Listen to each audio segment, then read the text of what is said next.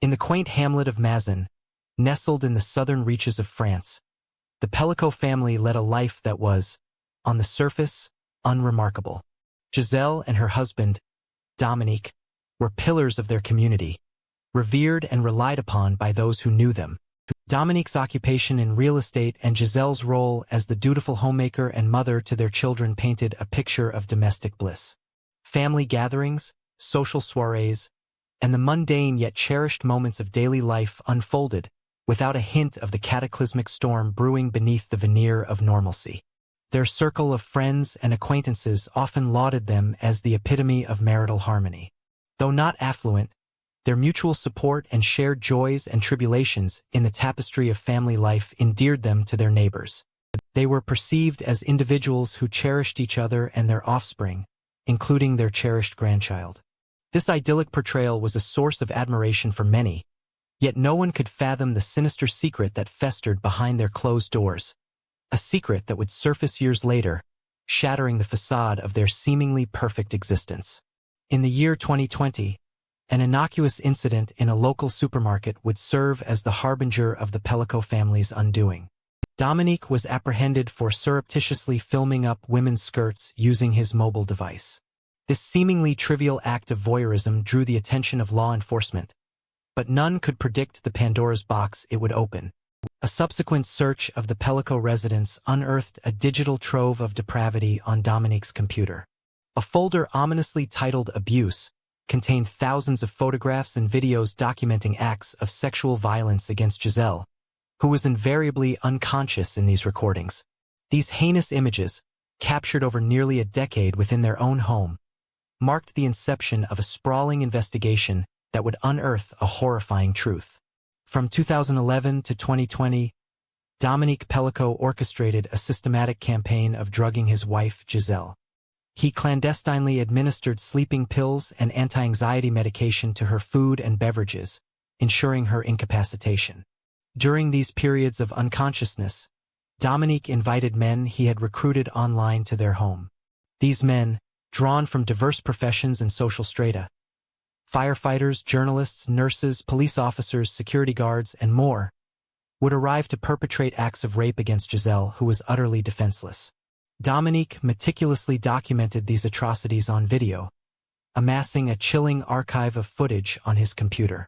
Each encounter was governed by a perverse set of rules dictated by Dominique. Participants were instructed to disrobe in the kitchen, avoid wearing perfume, and abstain from tobacco use to prevent Gisele from suspecting anything amiss. They were also mandated to act with stealth, ensuring no noise would awaken her. These twisted protocols were designed to maintain Gisele's ignorance of the horrors unfolding in her own home.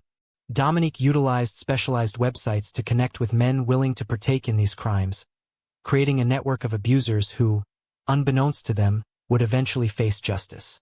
Over the years, Gisele began to exhibit alarming symptoms: chronic fatigue, debilitating headaches, memory lapses, and difficulty concentrating. Her family, concerned by her deteriorating health, even considered the possibility of early-onset Alzheimer's disease. Gisele's visits to numerous medical professionals yielded no definitive answers, leaving her bewildered and increasingly distressed. Her loved ones, too, were at a loss, unable to fathom that her condition was the result of sustained drug administration by her husband. In addition to these cognitive and physical ailments, Gisele also experienced gynecological issues, including contracting sexually transmitted infections, for which she could find no explanation. It wasn't until the police presented her with the damning videos of her abuse that the full extent of her suffering became clear. The revelation was a devastating blow, one from which she has yet to fully recover. In 2020, following Dominique's arrest and the subsequent search of their home, Gisele was shown the recordings of her sexual abuse. The images were a shattering revelation, causing her world to implode. In her testimony during the trial, she recounted the moment her life's foundation crumbled. "My world collapsed for me. This was a complete catastrophe," she stated in court. "Everything I had built and believed in for 50 years turned out to be a lie." Gisele admitted that for a long time, she couldn't comprehend the malevolent forces at work within her own body and mind. She had no inkling that for nearly a decade, her husband had orchestrated her systematic abuse, inviting dozens of men into their home to violate her. Determined to confront her abusers and raise awareness about the dangers faced by other women, Gisele courageously waived her right to anonymity, making her ordeal public.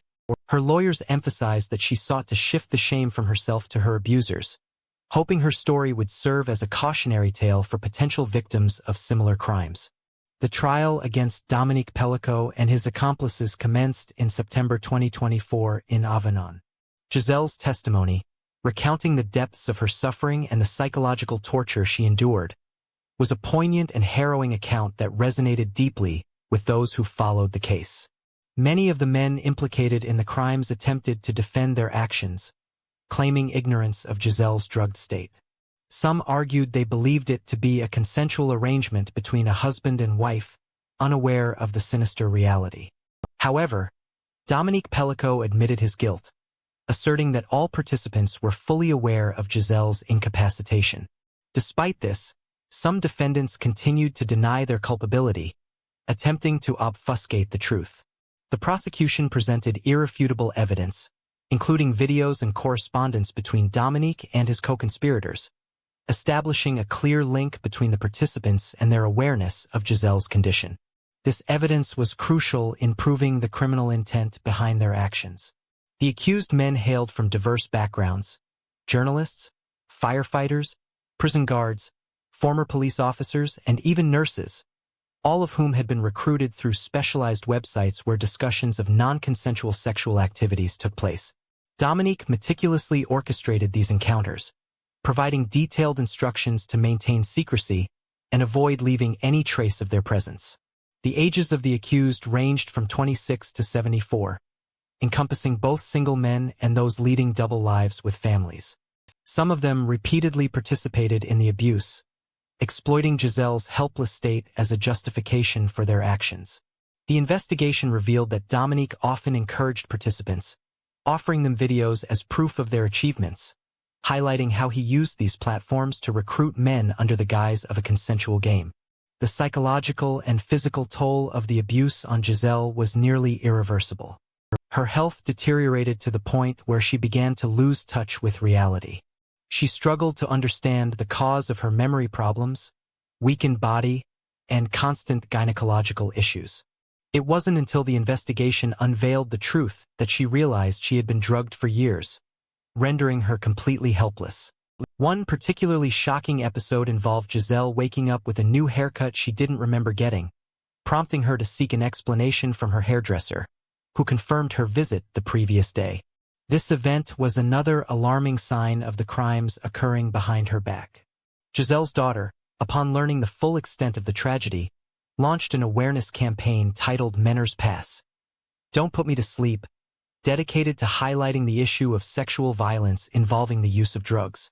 The campaign aims to raise awareness and provide support to victims who, like her mother, might not realize they have been subjected to abuse.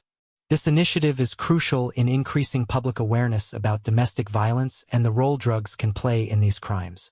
The trial, which began in September 2024, garnered international attention, sparking a deep sense of injustice and outrage within society.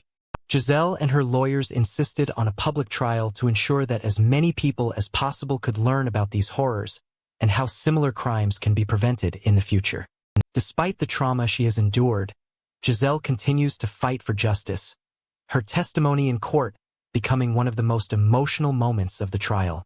During the investigation, other crimes committed by Dominique Pelicot came to light, including the murder of 23-year-old Sophie Nama in 1991. This case, unsolved for 30 years, revealed similarities between this crime and Dominique's actions against Gisele.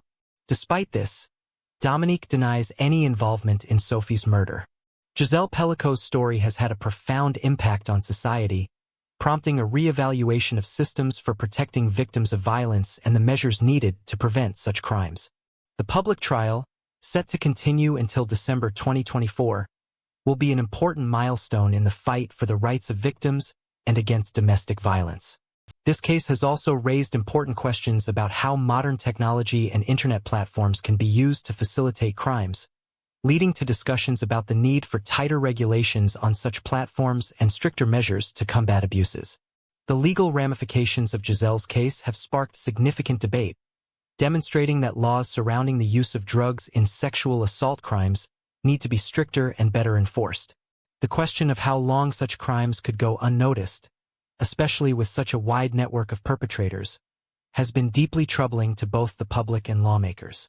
Activists have been calling for harsher sentences for those who drug their victims to render them incapable of giving consent, arguing that current penalties do not sufficiently reflect the severity of such crimes. Another critical issue raised by Gisele's case is the need for better psychological support for victims of sexual violence.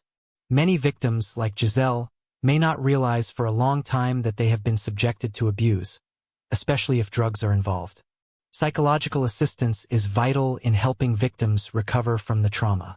Gisele's case serves as a reminder that it is not only important to punish the perpetrators, but also to provide the necessary care and assistance to the victims. Gisele Pelicot's story will be remembered for many years as a symbol of the fight for the rights of victims of violence. This case has shown that violence can go unnoticed by those around it and that victims may not be aware that they have been subjected to crimes. However, this story has also become a symbol of strength and courage as Gisele decided to make her case public and bring attention to the issue of sexual violence. Her story has been an important lesson for society that violence doesn't always happen in plain sight, and that victims may need help and support even when they themselves are unaware of what has happened to them. The ongoing trial against Dominique Pelicot and his accomplices is expected to continue until December 2024, and many are hoping that this trial will be an important step towards justice for Gisele and other victims of sexual violence. This case serves as a reminder of how crucial it is to bring attention to the issues of domestic violence, support victims, and use one woman's experience as a way to change the system for the better.